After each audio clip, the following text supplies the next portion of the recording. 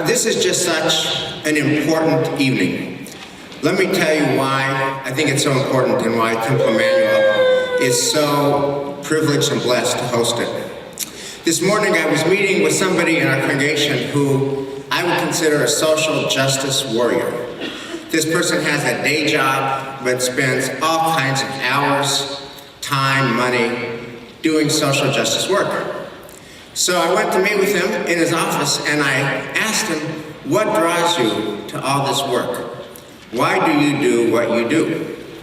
And he says, oh, I remember the moment I was called and inspired. When and where? It was in Chicago in the year 2003. It was a Facing History dinner. And the guest speaker was Elie Wiesel. And after Elie Wiesel spoke, there was a Q&A, and an African-American teenager got up and said, Professor Wiesel, I'm 14 years old. I live in inner city Chicago. There are just so many problems here. Violence, gangs, drugs, lack of education, really hard problems. Where should I start? And Elie Wiesel thanked this young man for his question, and he said, it doesn't matter where you start. It just matters that you start. Because once you start mending the world, that creates positive moral energy for the world. Once you start somewhere, you're going to keep going, and you're going to take other people with you. And I was there, this friend of mine from our shul said, and I have been doing my best to start mending and keep mending and take others with me ever since. That makes me think about tonight.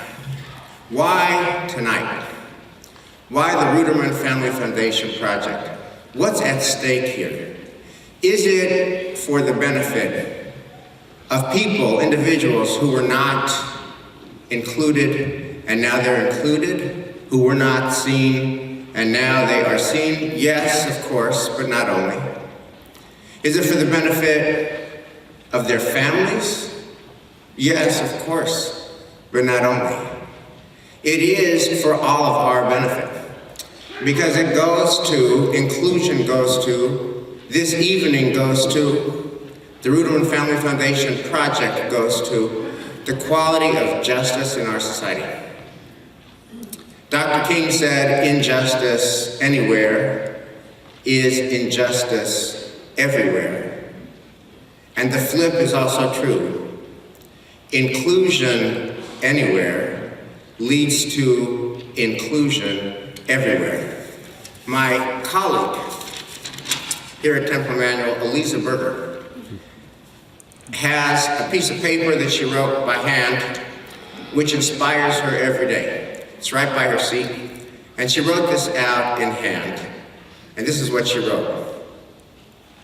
Lila Watson, an Aboriginal visual artist, activist, and academic, famously said, if you have come here to help me, you are wasting your time. But if you have come because your liberation is bound up with mine, then let us work together. All of our liberation is bound up in all of our liberation. Let us start working and keep working together. Thank you.